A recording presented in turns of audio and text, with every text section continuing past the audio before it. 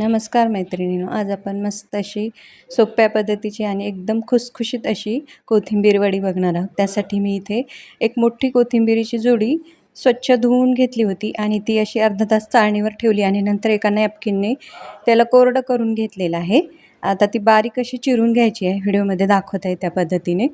अगदी आपल्याला ही बारीक बारीक अशी चिरून घ्यायची आहे आणि नंतर आपल्याला पुढचं साहित्य घ्यायचं आहे. पूर्ण जुडी मी ह्या पद्धतीने चिरून घेते.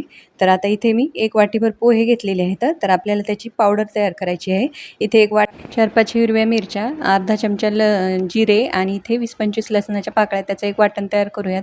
आता कोथिंबीर चिरून घेतलेली ते एका ताटात घेऊयात. 2 मोठे चमचे इथे आपण तीळ घालूयात, चवीनुसार मीठ घालूयात आणि इथे मी आपण जे वाटण तयार करून घेतलेलं आहे का ते घालूयात. याला अगोदर असं हलकंसं मिसळून घेऊयात आणि नंतर पुढचे जिन्नस घालूयात.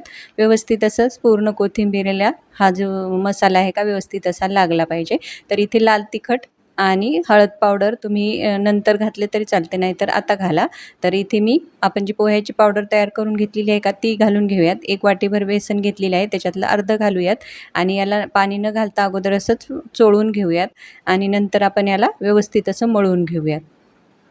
आता अगोदर असं हलक्या हाताने याला व्यवस्थित असं जेवढं कोथिंबीरीमध्ये पाणी आहे का त्याच्यामध्ये अगोदर हे पीठ व्यवस्थित असं मिसळून घेऊयात आणि नंतर गरज लागली तर आपण थोडंसं याच्यामध्ये 1-2 चमचे आपण इथे पाणी वापरणार आहोत. अगदी थोडंसं आपल्याला इथे पाणी वापरायचं आहे. आता याला व्यवस्थित असं मळून झालेलं आहे. बघू शकता अगदी हपकाच मारलेला आहे मी पाण्याचा आणि याचा मस्त असा गोळा तयार झालेला आहे. तर आता आपण काय करूयात, इथे लाल तिखट आणि हळद पावडर घेऊयात आणि इथे थोडंसे मला मीठ थोडं कमी वाटत होतं, त्यामुळे थोडंसं मीठ घातलेलं आहे. आता याला व्यवस्थित असं पाण्यानं अगोदर त्याचं कालवण तयार करूयात आणि नंतर आपण जे कोथिंबीरीचं मिश्रण आहे का त्याच्यामध्ये व्यवस्थित असं मिक्स करूयात. कारण याने काय होईल, रंग छान येतो आपल्या कोथिंबीर वडीला. तुम्ही हे जिन्नस जे आहेत का अगोदर घातलेत तरी पण चालतं, नाहीतर या पद्धतीने घातलेत तरी पण चालतं. तर आता आपण एक चाळणी घेऊयात. गॅसवर पाणी उकळायला ठेवलेलं आहे. आता आपण जे गोळा तयार करून घेतलेला आहे का तो आपल्याला चाळणीमध्ये थापून घ्यायचा आहे.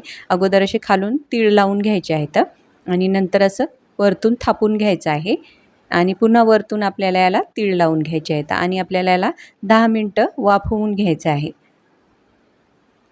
व्यवस्थित अशी वाफवून घ्यायची आहे आणि मस्त अशी ही कोथिंबीर वडी होते. तुम्ही या पद्धतीने नक्की करून बघा. अगदी सोपी पद्धत आहे ही करण्याची आणि अगदी आतून अशी कुरकुरीत अशी आपली ही कोथिंबीर वडी तयार होते. तर आता मी वरतून थोडेसे तीळ भरभरून घेते. आता आपण पाणी छान उकळलेलं आहे, त्याच्यावर ही चाळणी ठेवायची आहे आणि त्याला झाकून आपल्याला 10 मिनिटं ही जी कोथिंबीर वडी आहे का ती स्टीम करून घ्यायची आहे. आता कोथिंबीर वडी छान अशी शिजलेली आहे, बघू शकता तुम्ही. हाताला अजिबात चिकटत वगैरे नाही. आता ही आपण थंड करून घेऊयात आणि अगदी थंड झाल्यानंतर त्याचे काप तयार करून घ्यायचे आहेत. तर व्हिडिओमध्ये दाखवत आहे त्या पद्धतीने. तर तुम्हाला जसे आवडतील त्या पद्धतीने तुम्ही याचे काप तयार करून घेऊ शकता आणि तुम्ही ही डीप फ्राय करून खाऊ शकता किंवा शॅलो फ्राय करून खाऊ शकता. अगदी 8 दिवस ही आरामात टिकते. तुम्ही ही डब्यात भरून फ्रीजमध्ये ठेवली आणि तुम्हाला जेव्हा खायचं मन झालं तेव्हा तुम्ही ही तळून खाऊ शकता.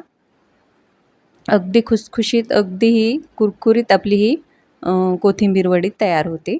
तर आता आपण ह्याच्या वड्या आहेत का त्या व्यवस्थित अशा काढून घेऊयात आणि आपलं जे मिश्रण आहे का अगदी थंड झाल्यानंतरच आपल्याला त्याच्या वड्या कट करून घ्यायच्या.